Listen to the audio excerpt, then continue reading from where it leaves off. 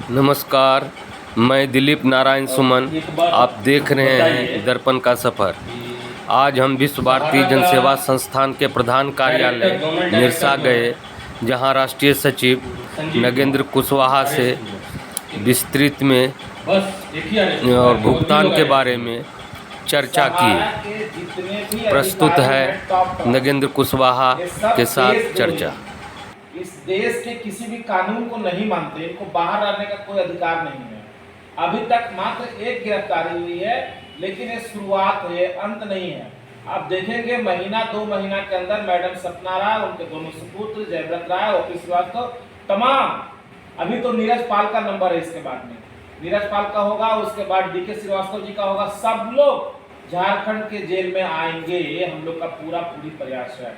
इनको बाहर रहने का कोई अधिकार नहीं है, क्योंकि देश के कोई लोगों ने लूटा है, देश के शासन के साथ खिलवाड़ किया है, देश के न्यायालय के साथ खिलवाड़ किया है, देश के जनता के साथ खिलवाड़ किया। इनको बाहर रहने का कोई अधिकार नहीं है।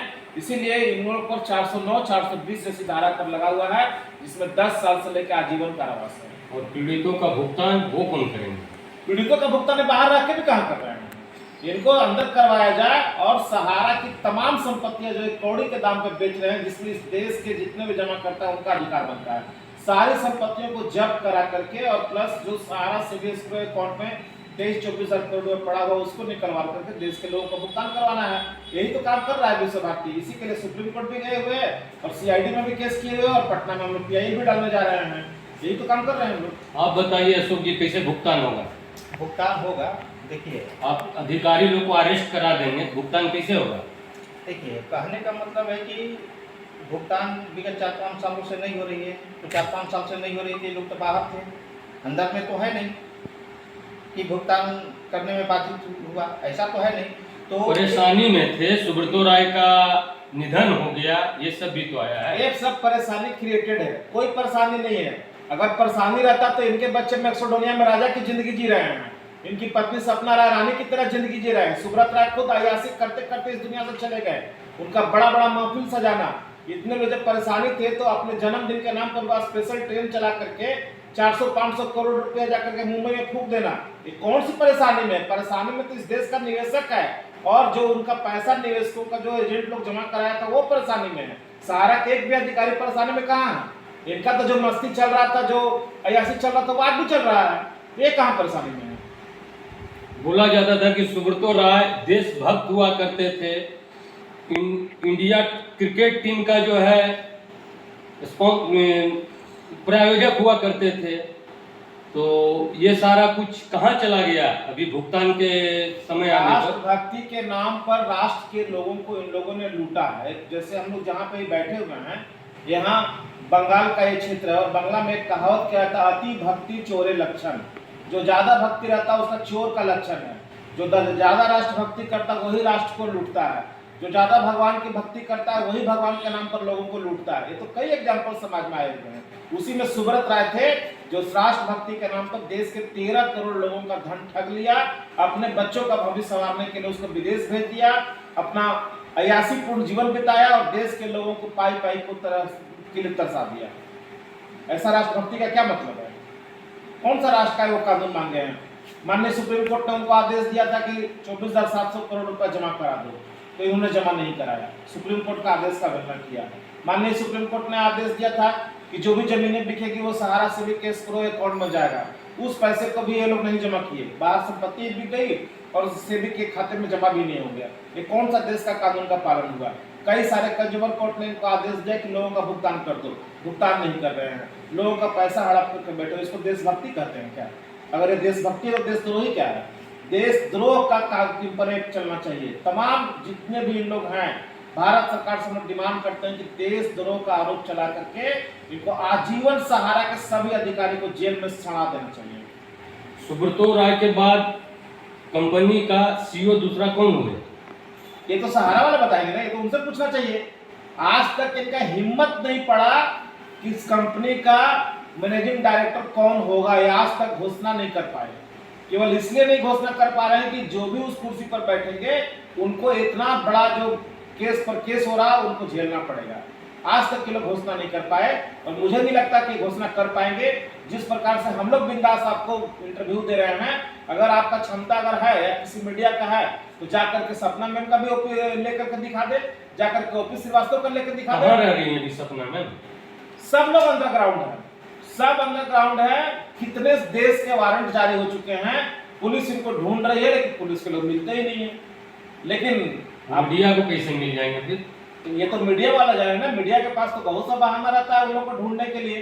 जो जंगल में डकैत रहते हैं उनका इंटरव्यू आप लोग लेकर चले आते हैं। ओसामा बिन लादेन का इंटरव्यू चला आता था, जिसको खोजे नहीं मिलता था। तो ये तो मीडिया का कर्तव्य बनता है ना, कि जिस प्रकार हम लोगों से इंटरव्यू ले रहे हैं, हम लोगों से जा करके सपना मैम का भी इंटरव्यू लें, ओपी श्रीवास्तव का भी लें। भाई देश के निवेशक कितना बड़ा आप लोग आरोप लगा रहे हैं, आप लोग भुगतान क्यों नहीं दे रहे हैं? मीडिया से लोग छुपे हुए हैं। तो छुपे हुए हैं तो क्यों छुपे हुए हैं? छुपता तो चोर है ना, छुपता चोर है ना, जिसके मन में चोर है, जिसके मन में पाप है, जो पाप किए हुए है, वो लोग कहाँ छुपते हैं? आज हम लोग पीड़ित हैं, हम लोग भुक्तभोगी हैं, हम लोग तो नहीं छुप रहे हैं, सबके सामने खड़े हैं। और हम लोग तो खुलेआम कह रहे हैं कि हाँ सहारा के अधिकारियों को जेल भिजवाएंगे, सहारा की संपत्तियों को बिकवाएंगे, अपना पैसा किसी भी हालत में लेंगे तो लेंगे। कह तो रहे हैं, किसी को बुरा लगता है तो लगे। भाई हम तो किसी से खैरात नहीं मांग रहे हैं ना, जो दिया वही तो मांग रहे हैं। भाई तुमने सर्टिफिकेट पर लिखा था ना कि 1 लाख का 2 लाख देंगे, तुमने लिखा था ना कि 12% का MIS देंगे। आप इस देश के सहारा पीड़ितों के लिए बहुत बड़ी काम कर रहे हैं। अगर ये भुगतान मिल जाता है तो बहुत बड़ा अचीव होगा। विश्व भारती जनसेवा संस्थान का, नगेंद्र कुमार कुशवाहा का, अशोक राम का, जनार्दन मिश्रा का, इसमें कोई संदेह नहीं है, बशर्ते कि भुगतान मिल जाए। देखिए देश के करोड़ों लोग इससे प्रभावित हैं, 10,000 लोग इस लड़ाई को लड़ रहे हैं। रास्ता पहले नहीं मिल पा रहा था, लेकिन अब सारे रास्ते क्लियर हैं। आप देख रहे होंगे जिस प्रदेश में हम रह रहे हैं, वहाँ के माननीय मुख्यमंत्री, वहाँ का DGP, वहाँ का पूरा प्रशासन, CID हम लोगों का साथ लगा हुआ है। लगातार हम लोग उनके साथ काम कर रहे हैं, हमको सहयोग मिल रहा है।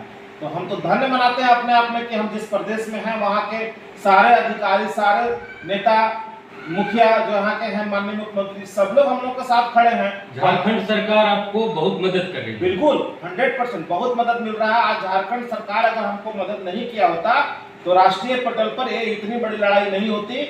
और जिस प्रकार से CID को उन लोगों ने पूरा छूट दिया है कि आप सबको गिरफ्तार कीजिए, लोगों को जेल में डालिए, किसी भी तरह से लोगों का भुगतान करवाना है। जितना पैसा पूरा देश का बाकी है उसका 50% केवल झारखंड का ही है। झारखंड में 40 से 50 हजार करोड़ रुपए का सहारा का देनदारी है। माननीय मुख्यमंत्री जी ने इतना टाइम हम लोगों को दिया, 3-3 बार हम लोगों के साथ बैठ के की और सारी बातों को समझे हैं। माननीय यहाँ के DGP सर सारी बातों को समझे हैं। पुलिस डिपार्टमेंट के कई आला अधिकारी सारी बातों को समझ करके आगे बढ़ रहे हैं, क्योंकि कोई ऐसे नहीं बढ़ता है जब तक एविडेंस हाथ में नहीं लगेगा तब तक वो नहीं होगा। और यहाँ सबसे बड़ा एविडेंस हुआ कि सहारा से डाटा मांगा गया कि भैया कितना भुगतान है। 6 कंपनी था जिसमें 3 सोसाइटी का मिला डाटा, 3 सोसाइटी का ही डाटा जो 31 दिसंबर 2024 तक का आया है वो है 32,000 करोड़ रुपया। और 3 कंपनी का भी अगर आ गया होता, कॉमर्शियल का और क्यूसो की 2 कंपनियों का, तो मोटा मोटी 10,000 करोड़ रुपया का और आया होता। तो सब मिलाकर के 40,000 करोड़ भी पार कर गया होता। तो 32,000 करोड़ जो डाटा आया हुआ है, जो सौदा उन लोगों ने माना है, उसको कैसे झुटला सकते हैं? तो वो तो शासन कहेगा ही झारखंड का ना, भाई 32,000 करोड़ को डाटा दे, उसको पैसा दो, भुगतान दो, उसका रास्ता क्या है उसको रोड पे बताओ। और जब नहीं देंगे तो गिरफ्तारियां तो तय है, गिरफ्तारी भी होगी और इनकी जमीनें भी जब्त होगी, क्योंकि पैसा तो जमीन में लगा हुआ है। उसकी पूरी तैयारी चल रही है। ये थे नगेंद्र कुमार कुशवाहा जी।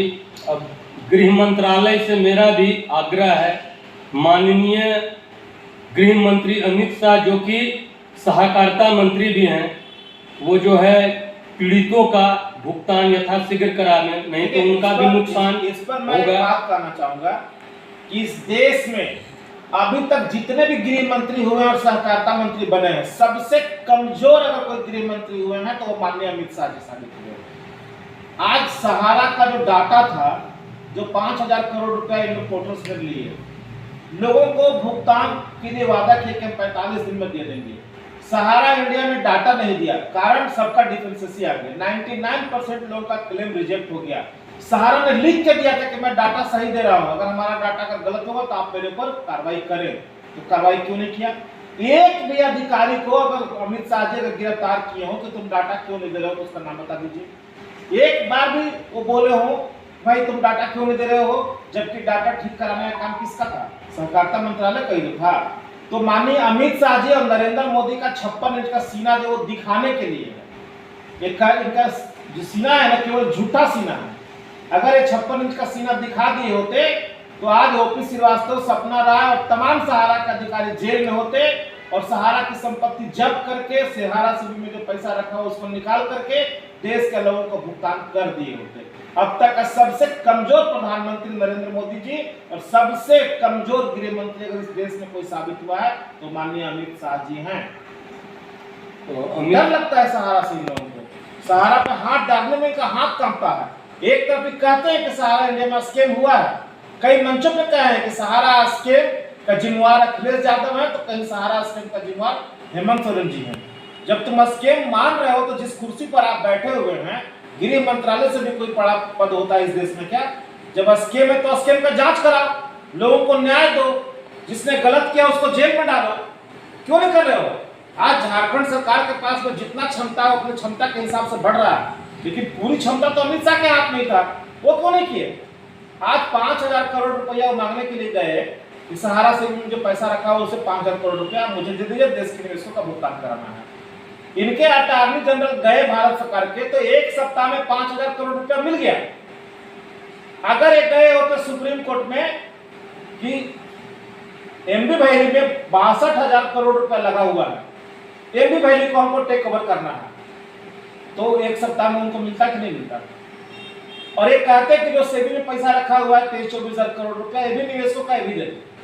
केवल एमबी वैली को बेच दिया जाता, 24,000 करोड़ रुपया वहां से निकाल लिए होते तो पूरे देश के निवेशकों का एक दिन में भुगतान हो गया होता। चूंकि 1 लाख करोड़ रुपया क्लेम था, एमबी वैली से अगर 65,000 करोड़ रुपया भी आ जाता और सहारा से भी वाला पैसा मिल जाता तो देश के निवेशकों का कम से कम मूलधन मिलता कि नहीं मिलता? लेकिन इसके लिए कोई प्रयास नहीं किया गया। प्रयास कभी हेमंत सोरेन दोषी हैं तो कभी अखिलेश यादव दोषी हैं, अपना दोष मानने को तैयार ही नहीं है। इसीलिए मैं कहता हूं कि इस देश का सबसे कमजोर प्रधानमंत्री हुआ है तो माननीय मोदी जी, और सबसे कमजोर प्रधानमंत्री गृह मंत्री हुए हैं तो अमित शाह जी। ये कहते कुछ है करते कुछ है, ये इनके चेहरे पे कई चेहरे लगे हुए हैं। ये जो मोदी जी कहे थे ना कि ना खाऊंगा ना खाने दूंगा, अरे मोदी जी शर्म करो, आप ही का विधायक संजय पाठक भोपाल का जमीन 1000 करोड़ रुपया का जमीन 90 करोड़ में खरीद लिया। कितना बड़ा स्कैम हुआ? क्यों नहीं उसको अपनी पार्टी से निकाले? क्यों नहीं संजय पाठक को जेल में डाल दिए? इस तरह से पूरे देश में जहां भाजपा शासित राज्य है वहीं पे ज्यादा सहारा की जमीनें बिकी है और वहीं पे धक्का ज्यादा हुआ है। बेगूसराय में 45 करोड़ रुपए का जमीन 5 करोड़ में बेच दिया गया। किस अधिकारी को लोग जेल में डाले?